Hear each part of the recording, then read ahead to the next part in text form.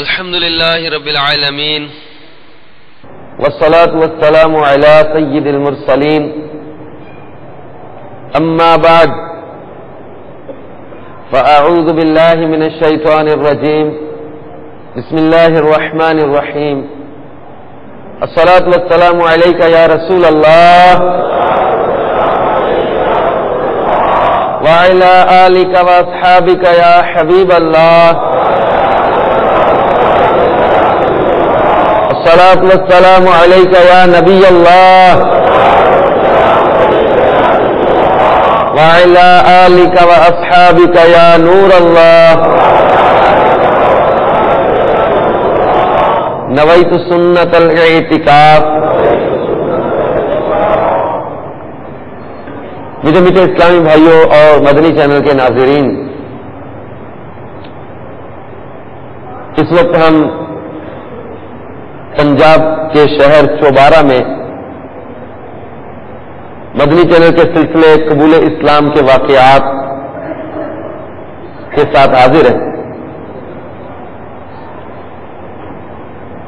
میرے شیخ طریقت امیر اہل سنت بانی دعوت اسلامی حضرت علامہ مولانا ابو بلال محمد الیاس عطار قادری رضوی دامت برکاتہ العالیہ نے اپنے رسالے ناچاقیوں کا علاج کے آغاز میں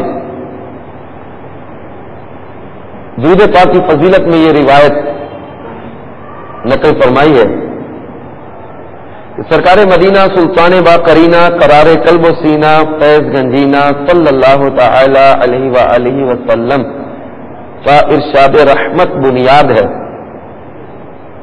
اللہ عز و جل کی خاطر آپس میں محبت رکھنے والے جب باہم ملیں اور مصافحہ کریں اور نبی صلی اللہ علیہ وآلہ وسلم پر درود پاک بھیجیں تو ان کے جدا ہونے سے پہلے دونوں کے اگلے پچھلے گناہ بخش دیے جاتے ہیں. صلو علی الحبیب صلی اللہ تعالی علی محمد وعلی آلہ وصحبہ تبارک وسلم.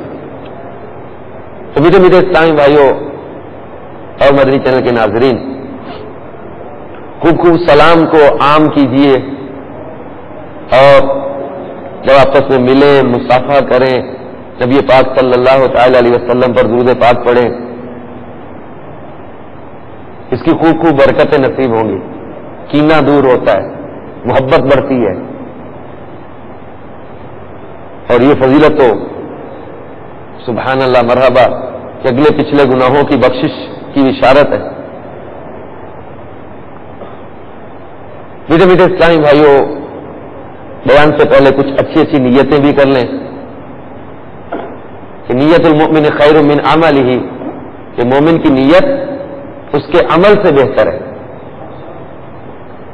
جتنی اچھی نیتیں زیادہ اتنا ثواب زیادہ. انشاءاللہ تعالی رضائے الہی کے لیے حصول ثواب کی نیت سے اول تاخیر بیان میں شریک رہوں گا. کعبۃ اللہ شریف کی تعظیم کی نیت سے، مدینہ شریف کی تعظیم کی نیت سے رخ اپنا کعبہ شریف اور مدینہ شریف کی طرف کر کے رکھوں گا. یہ سامعین کے لیے نیت ہوتی ہے. مبلغ کے لیے یہ نیت ہوتی ہے کہ اس کے لیے سنت یہ ہے کہ وہ قبلہ شریف کو پشت کر کے کھڑا ہو بیان کے دوران، تاکہ سامعین کی طرف اس کا چہرہ ہو. موبائل فون بند رکھوں گا. اعلاء کلمت الحق کی نیت سے میں بیان کروں گا.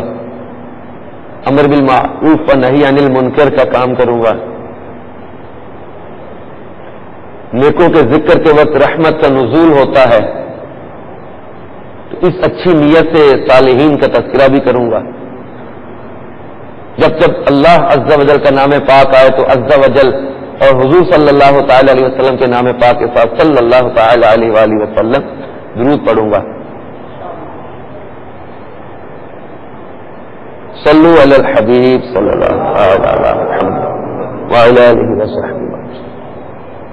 میٹھے میٹھے اسلام، آج قبول اسلام کے واقعات اس سلسلے میں ایک انتہائی دلچسپ واقعہ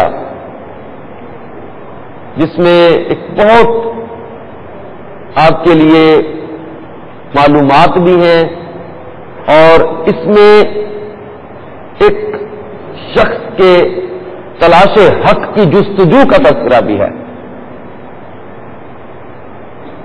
آج جس ہستی کے قبول اسلام کے واقعہ کا ہم ذکر کریں گے وہ حضرت سیدنا سلمان فارسی رضی اللہ تعالیٰ عنہ. آپ ایران کے مشہور شہر اصفہان کے رہنے والے تھے. آپ کا والد اپنے شہر کا سردار تھا اور اسے اپنے بیٹے سلمان سے شدید محبت تھی، یہاں تک کہ وہ انہیں ہر وقت اپنے گھر میں محبوس رکھتا تھا تاکہ وہ ایک لمحہ کے لیے بھی اس کی آنکھوں سے اوجھل نہ ہو. اس کے ساتھ ساتھ آپ کا باپ آپ کو اپنے دین مجوسیت کی تعلیم دیتا تھا. یعنی آپ کا والد جو تھا وہ آتش پرست مجوسی تھا، مجوسیت کی تعلیم دیتا، یہاں تک کہ آپ کو اس فن میں کمال حاصل ہو گیا.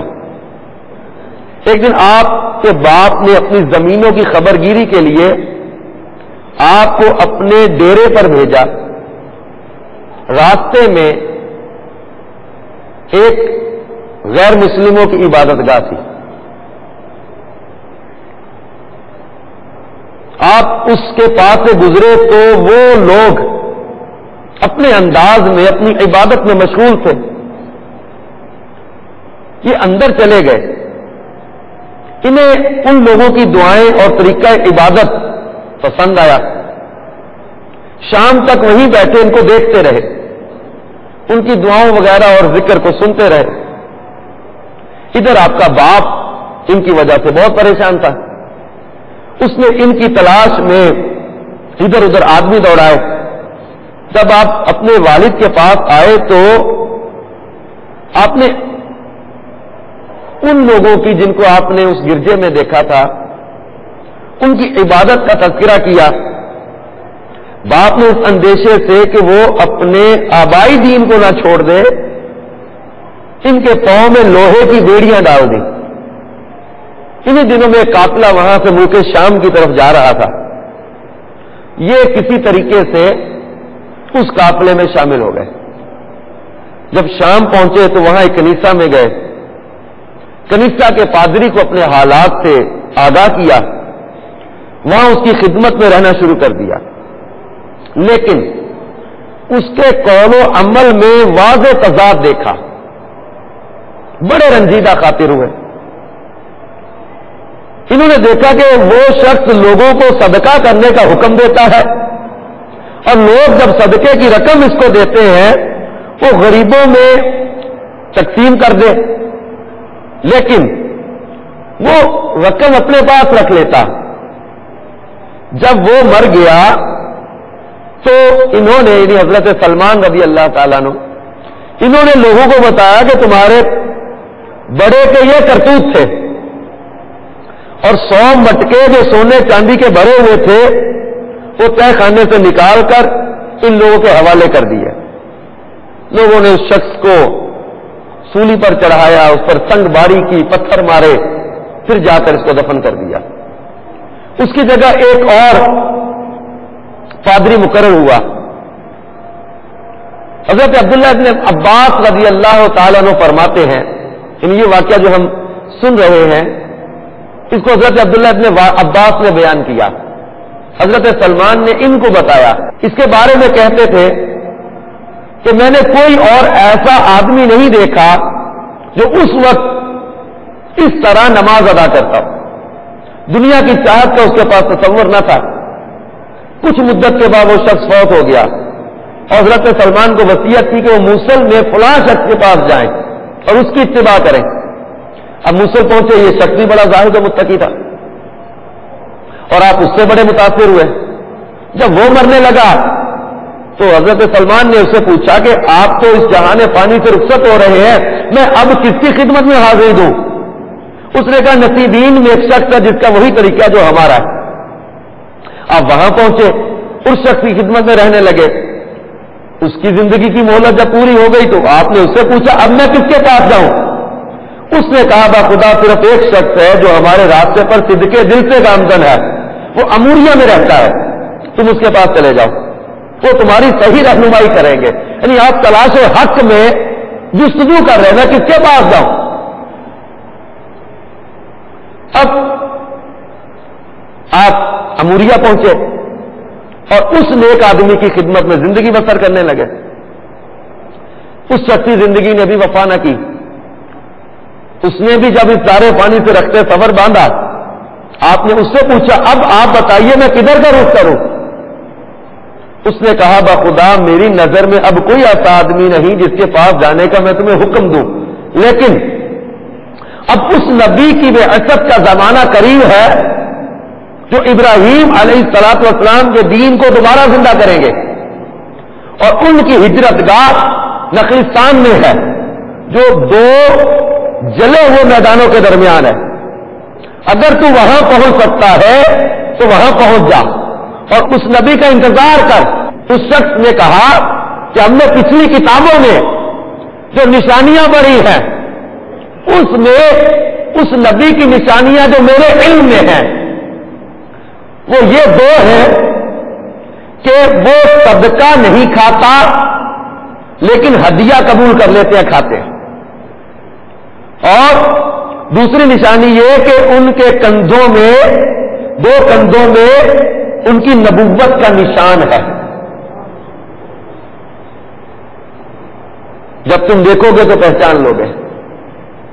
حضرت سلمان فارسی رضی اللہ تعالیٰ عنہ کہتے ہیں کہ جب ہم نے اس شخص کو دفن کر دیا تو بنی کلب کے تاجروں کا ایک قافلہ وہاں سے گزرا. میں نے ان کے وطن کے بارے میں پوچھا تو انہوں نے بتایا کہ ہم فلاں جگہ کے رہنے والے ہیں. میں نے انہیں کہا کہ اگر تم مجھے اپنی سرزمین میں پہنچا دو تو میری یہ گائیں اور بکریاں اس کے عوض میں تم لے لو. اب حضرت سلمان رضی اللہ تعالیٰ عنہ مدینۃ المنورہ کی تلاش میں ہے جس کی نشانی بتائی گئی اور اس کا قصد آپ نے کیا, اور ان لوگوں سے کہا کہ میری یہ بکریاں, میری یہ گائیں, یہ چیزیں تم لے لو, مجھے زمین میں پہنچا دو. وہ اس پر راضی ہو گئے اور انہیں لے کر وادی القرا پہنچے. لیکن حضرت سلمان فرماتے وہاں انہوں نے مجھ پر ایک ظلم کیا. کیا کہ مجھے اپنا غلام بنا کر وادی قرا کے یہودی کے ہاتھ فروخت کر دیا. بخدا وہاں میں نے نخلستان دیکھا اور میرے دل میں خیال پیدا ہوا کہ شاید یہ وہی علاقہ ہے جس کے بارے میں اس راہب نے مجھے بتایا تھا. کچھ عرصہ کے بعد اس یہودی نے مدینہ طیبہ کے ایک یہودی کے ہاتھ مجھے فروخت کر دیا. وہ مجھے لے کر مدینہ طیبہ آیا.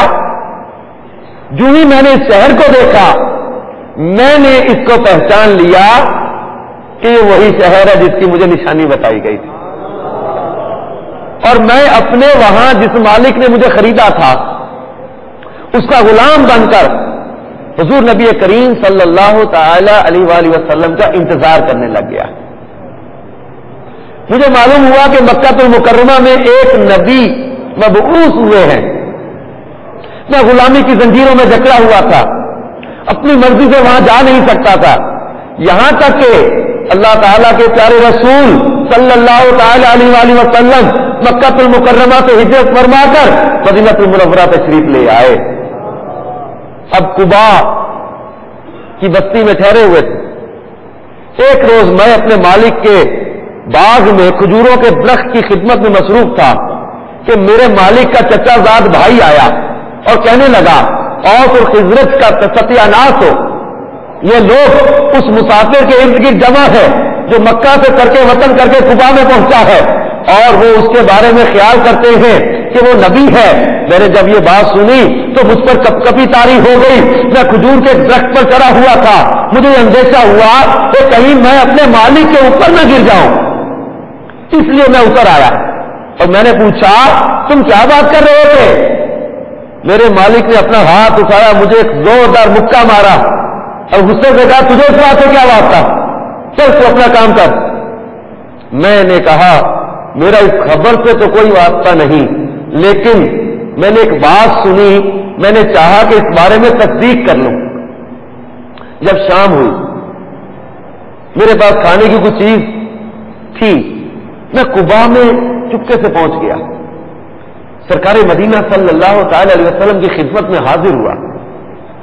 میں نے کہا مجھے خبر ملی ہے کہ آپ نیک شخص ہیں اور آپ کے ساتھ آپ کے ساتھی بھی ہیں اور آپ مسافر بھی ہیں، میرے پاس صدقے کا کچھ کھانا ہے، میں سمجھتا ہوں آپ لوگ سب سے زیادہ اس کے مستحق ہیں، مسافر ہیں،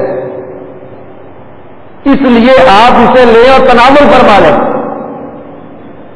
حضرت سلمان کہتے ہیں کہ رسول کریم رؤوف الرحیم صلی اللہ تعالی علیہ وآلہ وسلم نے اپنا دست مبارک تو اس صدقے کے طعام سے روک لیا اور اپنے ساتھیوں کو فرمایا کھاؤ، اور خود نہ کھایا۔ میں نے اپنے دل میں کہا کہ آپ کے بارے میں جو نشانیاں مجھے بتائی گئی تھی ان میں سے ایک نشانی پوری ہو گئی کہ آپ صدقہ نہیں کھاتے۔ کچھ روز بعد حضرت سلمان فارسی کہتے ہیں کہ سرکار مدینہ صلی اللہ تعالی علیہ وآلہ وسلم مدینہ المنورہ شہر میں داخل ہو گئے، یہاں تشریف لے آئے۔ چند روز بعد میں کوئی چیز لے کر خدمت اقدس میں حاضر ہوا۔ میں نے عرض کیا میں نے دیکھا ہے کہ آپ صدقہ نہیں کھاتے، یہ چیز بطور ہدیہ میں لے کر آیا ہوں، یہ صدقہ نہیں ہے۔ تو سلمان کہتے ہیں کہ رسول کریم صلی اللہ تعالی علیہ وسلم نے اور آپ کے صحابہ نے اسے تناول فرمایا۔ میں نے دل میں کہا دو نشانیاں پوری ہو گئی کہ صدقہ نہیں کھاتے، ہدیہ قبول فرماتے۔ دن گزرتے گئے، سلمان رضی اللہ تعالیٰ عنہ یہ فرماتے کہ اس سے پہلے میں غلام کی زندگی بسر کر رہا تھا اور اس تجسس میں رہنے لگا کہ اس راہب نے اس نبی کے بارے میں جو نشانیاں انہیں بتائی تھی، کیا حضور صلی اللہ علیہ وسلم کی ذات والا صفات میں یہ نشانیاں مکمل طور پر پائی جاتی ہیں؟ بہت توجہ میرے پیارے میٹھے اسلام بھائی مدنی چینل کے ناظرین، سرکار مدینہ صلی اللہ تعالی علیہ وآلہ وسلم کی تشریف آوری سے پہلے آپ کی نبوت ظاہر تھی۔ آپ کی تشریف آوری سے پہلے لوگ آپ کو پہچانتے تھے، جبھی تو حضرت سلمان کو نشانیاں بتائی تھی اس راہب نے۔ آپ تجسس میں رہتے کہ میں کسی طرح یہ نشانیاں دیکھوں۔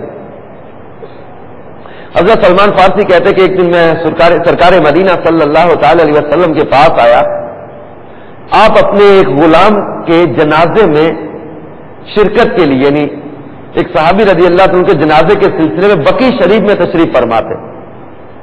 میں پیچھے مڑا تاکہ میں پشت مبارک پر ختم نبوت کا مشاہدہ کروں۔ بقیع شریف میں قبرستان میں تھے آپ۔ حضرت سلمان فرماتے ہیں پیچھے کی طرف آیا کہ مہر نبوت دیکھوں۔ جب میں آپ کے پیچھے آیا گھوم کر تو سرکار مدینہ صلی اللہ تعالی علیہ وسلم نے میری طرف دیکھا اور اپنی پشت مبارک پر پڑی چادر کو ہٹا دیا، چادر اٹھا دی۔ حضرت سلمان فرماتے ہیں کہ جب میں نے سرکار مدینہ صلی اللہ تعالی علیہ وسلم کے دونوں کندھوں کے درمیان آپ کی مہر نبوت کو دیکھا اور جس طرح مجھے میرے راہب نے بتایا تھا تو میں جذبات سے بے قابو ہو کر گر پڑا۔ میں وارفتگی میں سرکار مدینہ صلی اللہ علیہ وسلم کو بوسے دینے لگ گیا، بے قراری کے عالم میں۔ حضرت سلمان فارسی فرماتے جب میں نے مہر نبوت کو دیکھا کہ مجھے راہب نے پہلے بتایا کہ ان کے دونوں کندھوں کے درمیان ان کی نبوت کی نشانی ہوگی، جب میں نے مہر اور پھر میں پیچھے جب آیا تو خود ہی چادر اٹھا کے دکھا دیا کہ دیوانے تو دیکھنا جو چاہتا ہے آپ دیکھ لے، تسلی کر لے ہماری نبوت کی نشانی۔ علامت نبوت دیکھ کر، مہر نبوت دیکھ کر حضرت سلمان فارسی فرماتے میں بے قابو ہو کر آپ کو چومنے لگا۔ میں رو رہا تھا، روتا جاؤں آقا کو بوسے دیتا جاؤں. سرکار مدینہ صلی اللہ تعالی علیہ وسلم نے مجھے فرمایا آگے آؤ آگے آؤ. میں اٹھ کر سرکار مدینہ صلی اللہ علیہ وسلم کے پاس بیٹھ گیا اور ساری داستان بتائی. سرکار میرا بچپن کیا تھا، جوانی کیسے، میں کہاں کہاں سے کہاں کہاں پہنچا، اور اب مدینے میں آپ کے انتظار میں یہاں غلام بن کے زندگی گزار رہا ہوں. یہ واقعہ آپ نے حضرت عبداللہ ابن عباس کی خدمت میں بیان کرنے کے بعد گزارش کی، اے ابن عباس، جس طرح میں نے آپ کو اپنی ساری داستان سنائی ہے، رسول کریم صلی اللہ علیہ وسلم کی خواہش کے مطابق میں نے آپ کے صحابہ کو بھی تفصیل اپنی بات سنائی ہے. آپ فرماتے کہ یہ علامات نبوت دیکھ کر کہ یہ واقعی اللہ کے سچے رسول ہیں کہ سابقہ کتابوں میں جن کی نبوت کی نشانیاں تک بیان کی ہوئی تھی، اب اس جانے پہچانے رسول کو جھٹلانا، ان کا انکار کرنا یہ صرف بغض و عناد ہے، ورنہ حقیقت اور حقانیت یہ ہے کہ حضور صلی اللہ تعالی علیہ وسلم اللہ کے سچے رسول ہیں. حضرت سلمان فارسی رضی اللہ تعالیٰ عنہ نے اسلام قبول کر لیا اور ان کو عربی نہیں آتی تھی، فارسی تھے، بہت کم جان پائے تھے. جب یہ مسلمان ہوئے، حضرت سلمان فارسی سے فرمایا کہ اپنا منہ کھولو. اپنا لعاب دہن ان کے منہ میں رکھا. حضرت سلمان فارسی فرماتے خدا کی قسم مجھے فوراً عربی زبان بولنی آ گئی.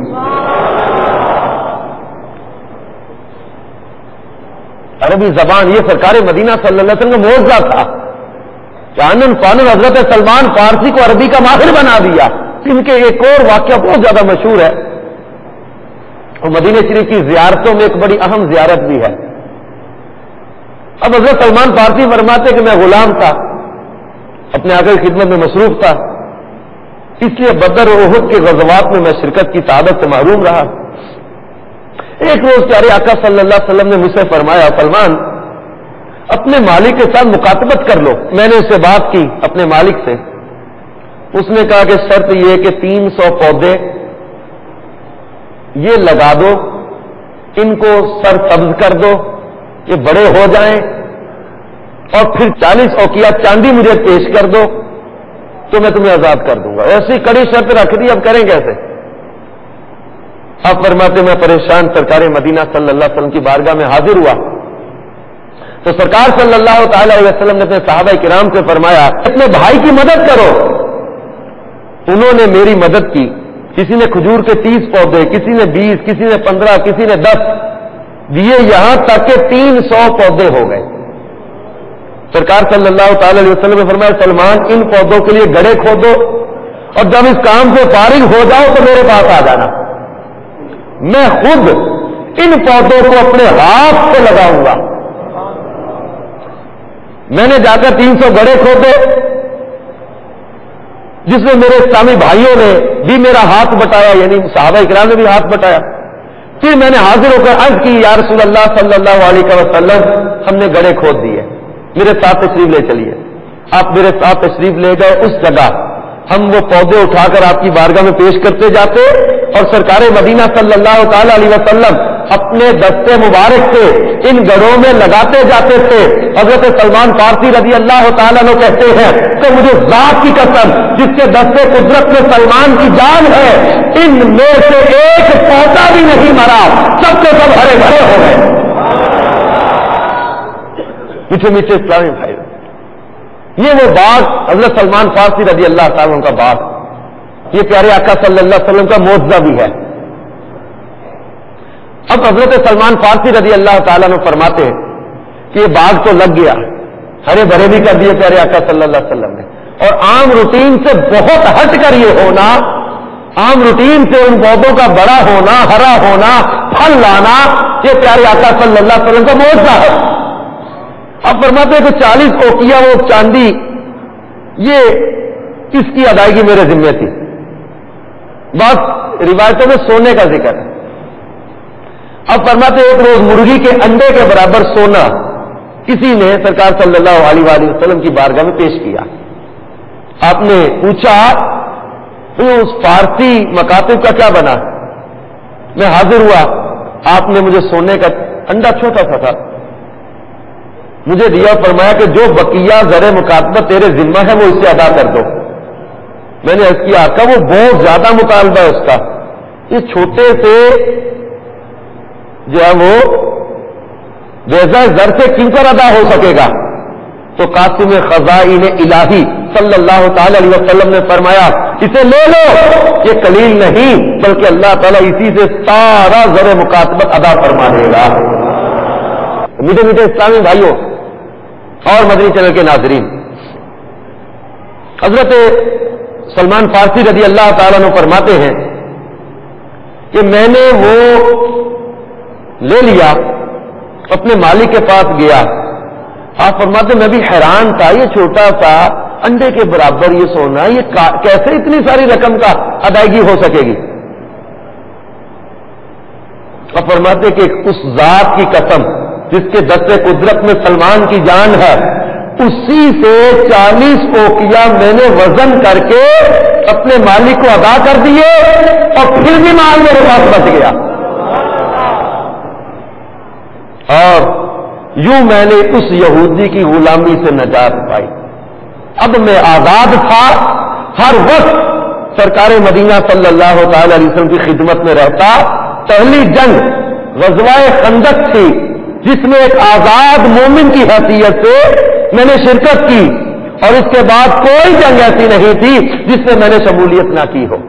اور جنگ خندق میں جو خندق کھودی گئی یہ بھی حضرت سلمان فارسی رضی اللہ تعالیٰ عنہ کا مشورہ تھا. اور حضرت سلمان فارسی ان کے اس جستجو، اس راہ میں تکلیفیں اٹھانا، سفر کرنا، مشقتیں برداشت کرنا، پیارے آقا صلی اللہ علیہ وسلم کا انتظار، اور یہ ساری چیزیں پیارے میٹھے اسلامی بھائیوں پکار کر اس بات کا اعلان کر رہی ہے کہ اللہ کے محبوب دانا غیوب منزہ عن العیوب صلی اللہ تعالی علیہ وآلہ وسلم اللہ کے سچے رسول ہیں. اسلام سچا دین ہے، وہ دین جس کی علامات، وہ دین جس کی پہچان، وہ دین جس کی نشانیاں پچھلی کتابوں میں بیان کی گئی، وہ مصطفیٰ جان رحمت صلی اللہ تعالی علیہ وآلہ وسلم جن کی تشریف آوری سے پہلے لوگ ان کی علامات سے جانتے تھے، ان کی نشانیاں جانتے تھے، ان کی مہر نبوت کو جانتے تھے، ان کے کردار کو جانتے تھے، ان کے حسن اخلاق کو جانتے تھے. اور حضرت سلمان فارسی رضی اللہ تعالیٰ عنہ کے قبول اسلام کے واقعہ میں یہی ایک چیز ہے کہ پیارے آقا صلی اللہ تعالی علیہ وسلم کی جو نشانیاں بیان ہوئی کہ صدقہ نہیں کھاتے، ہدیہ قبول فرماتے، اور مہر نبوت اس نشانی کو دیکھ کر حضرت سلمان فارسی رضی اللہ کو اسلام دیا. اور اس قدر جلیل و قدر صحابی ہے کہ اللہ کے محبوب صلی اللہ تعالی علیہ وسلم فرماتے ہیں جنت 4 لوگوں کی مشتاق ہے، جنت 4 افراد کی مشتاق ہے. ان میں ایک حضرت سلمان فارسی کا بھی ذکر کیا گیا. اور پھر میرے پیارے میٹھے اسلامی بھائی، یہ علامات نبوت اور اسلام کی حقانیت اور نشانیاں دیکھ کر الحمدللہ کتنے ہی لوگ مسلمان ہوئے. اور آج بھی الحمدللہ اسلام کی حقانیت اور اسلام کی اس سچائی کو اور سنتوں کے حقیقی حلیے اور سنتوں کے حقیقی رنگ کو دیکھ کر آج بھی بہت سے لوگ کلمہ پڑھ کر مسلمان ہو جاتے ہیں. صلو علی الحبیب صلی اللہ تعالی علی محمد وعلی آلہ وصحبہ وبارک وسلم.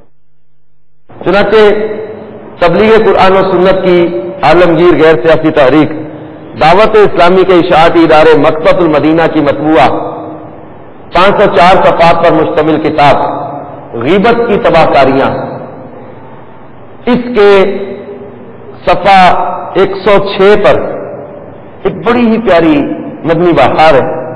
ایک اسلامی بھائی نے بتایا کہ ایک بار جشن ولادت کے موقع پر مسجد کو سجا کر دلہن بنایا ہوا تھا، یعنی مسجد کو بہت زیادہ سجایا ہوا تھا.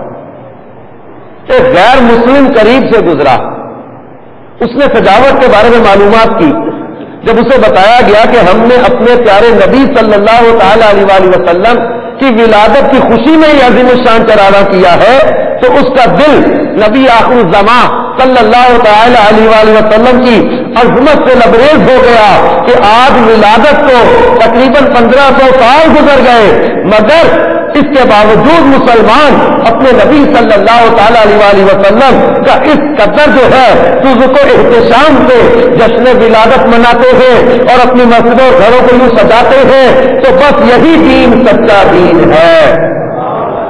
الحمدللہ جشن ولادت کے موقع پر کیا گیا چراغاں دیکھ کر وہ غیر مسلم کلمہ پڑھ کر مسلمان ہو گیا۔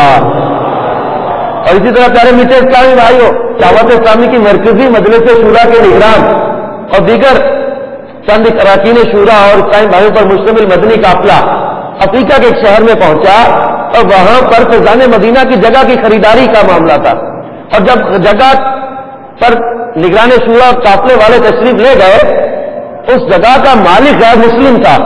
اب جب یہ سنتوں بھرا حلیہ لے کر با امامہ با ریش سنتوں بھرا مدنی حلیہ، یہ ان قافلے والوں کا مدنی حلیہ دیکھ کر وہ غیر مسلم جو اس جگہ کا مالک تھا وہ آگے بڑھا اور نگران شورا کے ہاتھ پر کلمہ پڑھ کر مسلمان ہو گیا۔ ایسے کتنے ہی لوگ جو سنتوں بھرا حلیہ دیکھ کر، جو مدنی چینل دیکھ کر، امیر اہل سنت کی زیارت کر کے دعوت اسلامی کے مدنی قافلے والوں، ان سنتوں بھرے حلیے کو اپنانے والے، ان عاشقان رسول کو دیکھ کر جو کلمہ پڑھ کر مسلمان ہو گئے۔ یہ ایسے ایسے کئی لوگ ملے جنہوں نے کہا کہ ہم لوگ اس بات پر متاثر ہیں کہ جس نبی کی سنت کو اپنانے والے اتنے پیارے لگتے ہیں وہ آقا کتنے پیارے ہوں گے۔ آج ہم امیر اہل سنت کو دیکھتے ہیں، مدنی چینل پر امیر اہل سنت کی زیارت کرتے ہیں اور دل باغ باغ ہو جاتا ہے، اور پھر یہی دل میں کوئی صدا اٹھتی ہے کہ غلاموں کی یہ شان ہے تو آقا کا عالم کیا ہوگا۔ جب سرکار صلی اللہ علیہ وسلم کے سچے غلاموں کی شان یہ ہے، ان کے چہرے کو دیکھ کر لوگ کلمہ پڑھ کے مسلمان ہو جاتے ہیں، تو میرے مصطفیٰ صلی اللہ علیہ وسلم جن کو حسن کل عطا دیا ہے، جن کے چہرے کو اللہ تبارک و تعالیٰ نے بے شمار کمالات سے نوازا ہے، جن کی ذات کو اللہ نے بے شمار کمالات سے نوازا ہے، پھر ان کو سامنے دیکھ کر کوئی دل قابو میں کیسے رکھتا۔ حضرت سلمان فارسی رضی اللہ تعالیٰ میں جو بے قراری کے عالم میں نظر آئے، تو یہ ان کا وہ واقعہ تن حقیقت ایسا لمحات سے جب وہ نبوت کو دیکھا تو بے قراری کے عالم میں تڑپے۔ تو میرے پیارے میٹھے اسلامی بھائی، آئیے ہم بھی دعوت اسلامی کے مدنی ماحول سے وابستہ ہو کر حقیقی معنوں میں جو ہے وہ اپنی زندگی سنتوں کے سانچے میں ڈھال دیں، مدنی انعامات پر عمل کرتے ہوئے، مدنی قافلوں میں سفر کرتے ہوئے اپنی زندگی گزاریں، حقیقی طور پر سنتیں اپنا لیں، سنتوں پر زندگی بسر کریں۔